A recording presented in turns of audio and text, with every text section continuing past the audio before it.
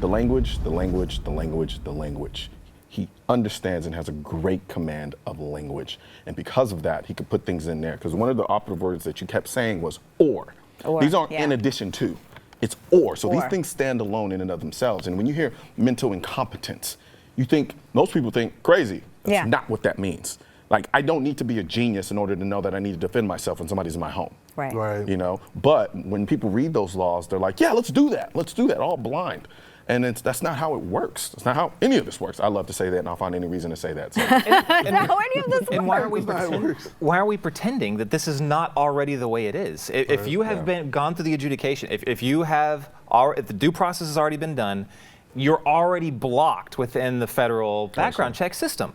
So that's already. So what you did was you added in all these other words. That means you have more of a chance to be popped under that. Like when it said documented case. Okay, so now anytime you pop up under Obamacare, that's a documented case. If you're receiving benefits, I brought up the vet idea before. I'm receiving veteran benefits because of PTSD. Now I'm receiving benefits, so now I cannot carry my weapon anymore. Ooh, and that's the question.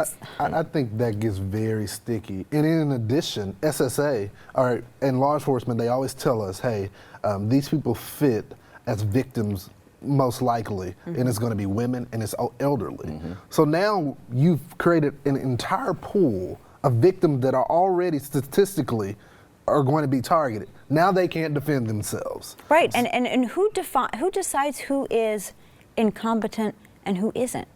Because it sounds like they're doing an end run around the current adjudication process. Yeah, if somebody were to ask me to explain them Obamacare, I would be deemed incompetent. And I went to law school because I do not understand Obamacare. Wow. True though. I mean, it sounds like these people they're being denied due process without even getting to face their accuser, like in New York. You had thousands of people who were just rendered ineligible because they were deemed mentally incompetent. They couldn't defend themselves in court from these charges. They couldn't face their accuser. They couldn't argue their case, and it is an astronomical effort to get off that So are we list. going to have gun courts? Like seriously, like we There joke. you go, Are there going to be gun courts where we're going to be able to plead our case to say you have to legally take away our guns? Right. There has to be. I mean, for warrants, when you decide that you're going to wiretap us, you got to prove that in front of a judge, and then they have to give you the approval. So I'm expecting gun courts.